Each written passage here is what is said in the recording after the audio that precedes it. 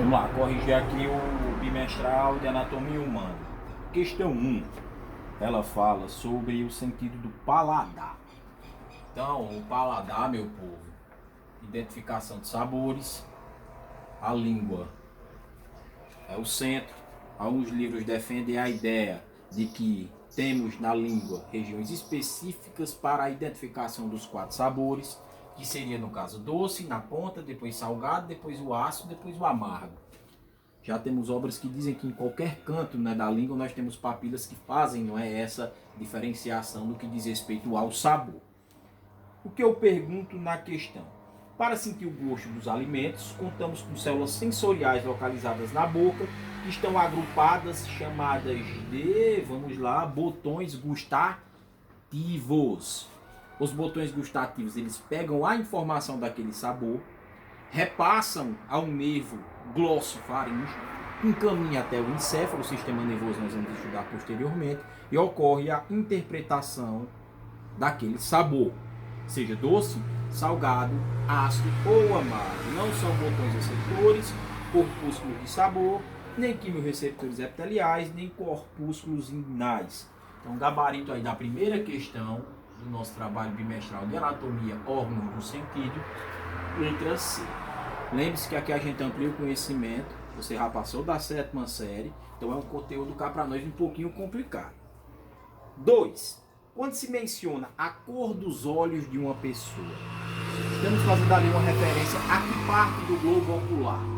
Veja bem, nós temos na parte intermediária do olho, vocês viram que temos externa, intermediária e interna, tanto na visão como na audição.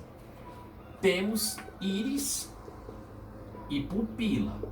A pupila que aumenta e diminui de tamanho de acordo com a quantidade de raios luminosos ali do ambiente.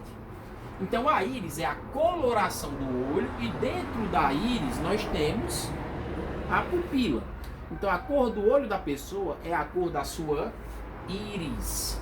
2, letra D. 3. A cóclea. A cóclea é uma estrutura que parece um caramujo do ouvido intermediário. Se é ouvido, obviamente relacionada ao sentido da audição. 3, letra A. 4. O homem possui, da PUC, Rio de Janeiro, o homem possui receptores sensoriais através dos quais recebe informações do meio ambiente, enviando ao encéfalo que os processa.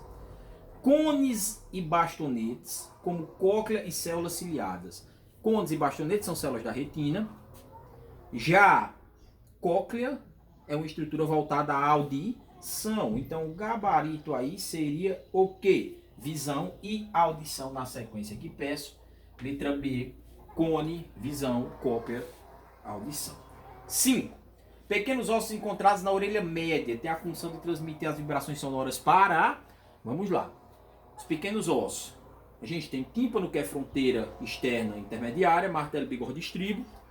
O estribo repassa, né, para a janela oval, que é a fronteira entre o ouvido intermediário e o ouvido interno. Então o gabarito nosso aí seria da onde? Os pequenos ossos repassam as vibrações sonoras, vamos lá, do tímpano para o nervo auditivo. Não. Da aurícula para o tímpano? Não. Do canal auditivo para o nervo auditivo? Não. Do tímpano para a janela oval, gabarito da 5, letra D. 6. Quando uma pessoa idosa ela perde a capacidade de enxergar devido à catarata. Catarata é um problema clássico da terceira idade, oriundo de lesão no cristalino. Quando o cristalino ele perde a sua transparência e ele tem que ser, não é, substituído por uma lente artificial. Então 6, o nosso gabarito seria a letra D. 7. Paladar. Incorreto, eu quero errado. Língua é o principal órgão, estão localizadas as papilas gustativas, ok? Percepção na língua ocorre por setores, existem regiões específicas para sentir o doce e o salgado, por exemplo, ok? A parte final da língua tem por função identificar o sabor doce? Não. O sabor doce ele é identificado na ponta da língua. Então 7, gabarito, letra C. As subjetivas, funções da pele. Né? A pele é o maior órgão corpóreo, não confunda. O fígado é a maior glândula e a pele é o maior órgão. 15% do peso do teu corpo é correspondente à pele. Várias as funções, proteção, barreira protetora contra agentes externos, também regulação, não é, de calor corpóreo, transporte de substâncias, também a síntese de vitamina D, a parte estética, por que não? Das funções explicadas. E as suas subdivisões, a gente tem epiderme e derme. Epiderme, principais características: avascularizada, não tem vaso sanguíneo e também não tem terminação nervosa, ou seja, corta epiderme, não é nem para doer, nem para sangrar, porque não tem terminação nervosa e não tem vaso sanguíneo. Aí você pode se perguntar assim, mas toda estrutura corpórea não necessita de sangue? Sim. Então por que a epiderme sobrevive sendo avascular? A camada abaixo dela, que é a derme, a nutre com sangue. A fronteira entre um e outro é chamada de lâmina basal. Epiderme a gente vai ter queratina, proteína importante para a pele, pelo, cabelo, unha. Melanina, presente nos melanócitos para dar a coloração corpórea ali do indivíduo. Quanto maior a quantidade de melanina, mais escura é o tom da pele da pessoa. Já a derme tem como principais características já ser vascularizada e já ter terminações nervosas, diferentemente da epiderme, tá bom? Então aqui a gente já vai achar glândulas sudoríparas, os folículos pilosos também passam por aqui para se exteriorizar pela epiderme. Também não é produção de sebo, glândulas sebáceas para lubrificar pele e pelos. 10. Subdivisões do olho humano. Olha, aqui é bem complexa a explicação. A gente tem a parte externa ocular, formada pela esclerótica, que é o branco do olho, e pela córnea, que é uma membrana fina e transparente, semelhante à tampa de um relógio. Passamos para o intermediário. Intermediário a gente vai ter coroide, rico em vasos sanguíneos que nutrem o olho, íris, coloração, e pupila. A pupila que aumenta e diminui de tamanho de acordo com a quantidade de raios luminosos do ambiente. Passamos para a parte interna, onde encontramos a retina, que é uma expansão do nervo óptico. A retina a gente tem células chamadas de cones e células chamadas de bastonetes. Os cones estão, isso aqui foi questão de Enem. Os cones são importantíssimos no que diz respeito à diferenciação em cores, e o bastonete é a visão na penumbra, o preto e o branco. Então o percurso que a luz faz até chegar ao encéfalo e formar ali a imagem que você está enxergando. Córnea passa posteriormente para o cristalino, que tem por função guiar a imagem até chegar na retina.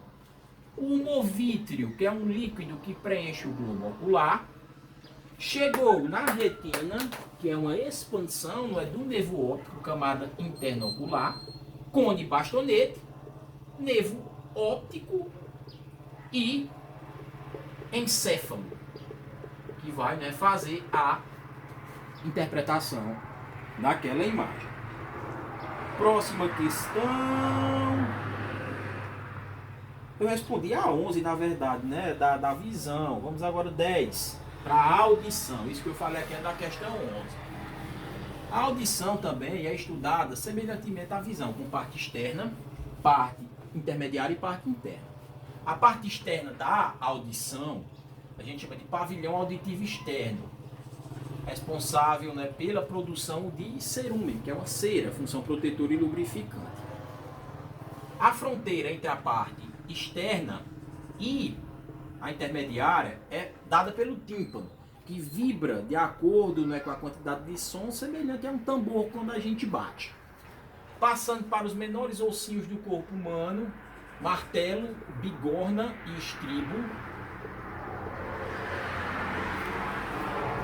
Aqui na região intermediária a gente tem também a tuba auditiva, que se comunica lá com a faringe, né? Se comunica com a região nasal para manter constante, não é, a pressão atmosférica no interior do ouvido médio. A fronteira entre o ouvido intermediário e o interno é dada através de uma estrutura chamada janela oval.